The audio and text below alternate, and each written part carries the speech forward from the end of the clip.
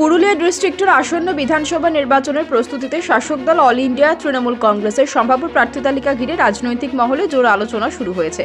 দলীয় সূত্রে জানা যাচ্ছে, জেলার একাধিক আসনে পুরনো মুখের পাশাপাশি নতুন ও স্থানীয়ভাবে গ্রহণযোগ্য নামকে গুরুত্ব দেওয়া হচ্ছে।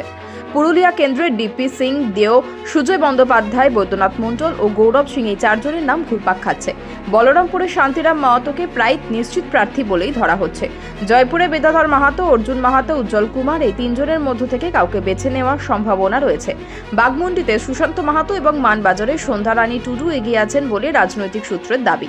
রঘুনাথপুরে প্রার্থী মনোনয়ন ঘিরে হাজারি বাউরি ও সরস্বতী বাউরির মধ্যে জোরদার লড়াইয়ের আভাস মিলছে। একইভাবে বান্দোয়ানের রাজীব লোচন সোরেনের বিপরীতে প্রতিমা সোরেন, উমাপদা বাউরি আর কাশীপুরের সৌমেন বেলাথেরিয়া ও প্রসেনজিৎ মাহাতোর নাম ঘুরপাক খাচ্ছে।